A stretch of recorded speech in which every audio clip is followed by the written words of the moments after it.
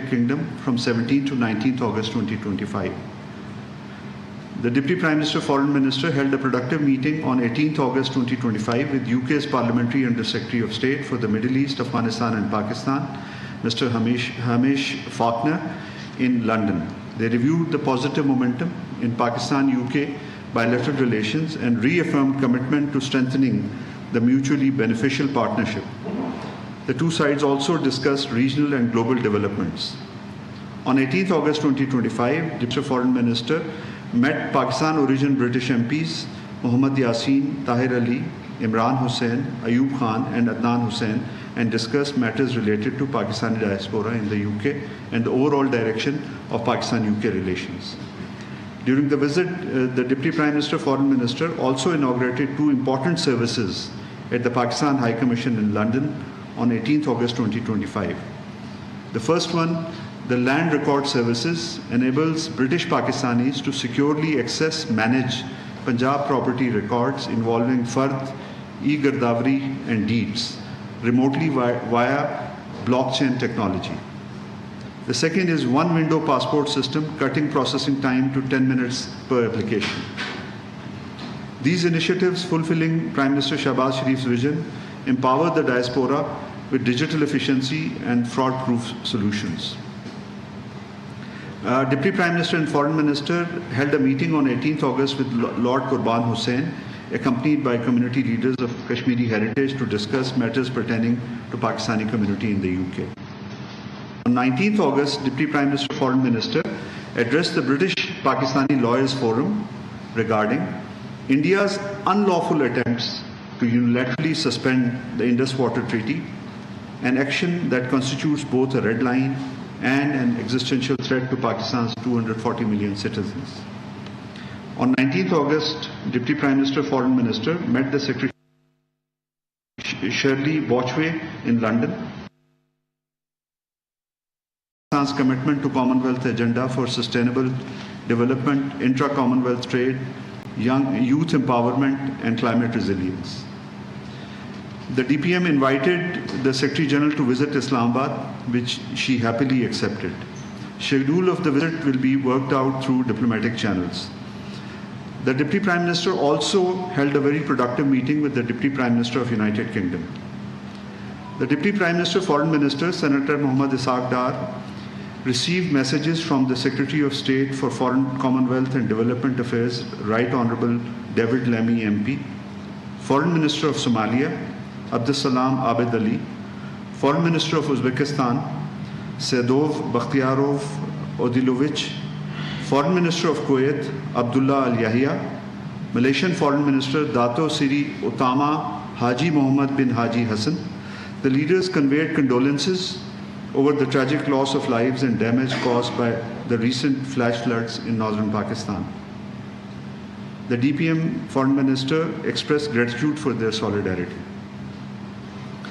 The US Acting Coordinator for Counter-Terrorism, Gregory Lagerfo, called on Deputy Prime Minister Foreign Minister on 12th August 2025. The Deputy Prime Minister was briefed on the discussions held during the Pakistan-US Counter-Terrorism Dialogue. The Deputy Prime Minister encouraged sustained and structured bilateral engagement on counter-terrorism between both countries as a vital contributor to peace and stability in the region.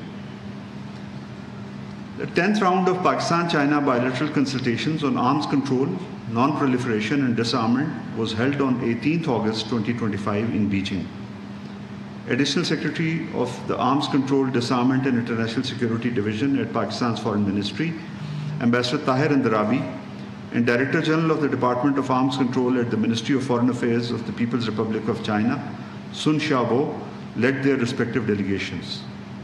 The two sides engaged in a comprehensive exchange of views on issues related to global and regional peace and security. They also reviewed the situation in South Asia with particular emphasis on the challenges to security and strategic stability. Ambassador Andarabi also addressed a roundtable at the China Arms Control and Disarmament Association, engaging diplomats, experts, and academics. The dialogue remains a vital platform for Pakistan-China coordination and cooperation on arms control, peaceful uses of nuclear technology and outer space. The next round of consultations will be held in Islamabad in 2026.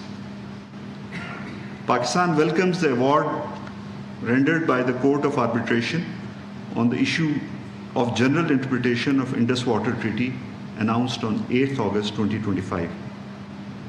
In a significant finding, the court has declared that India shall let flow the waters of the western rivers for Pakistan's unrestricted use.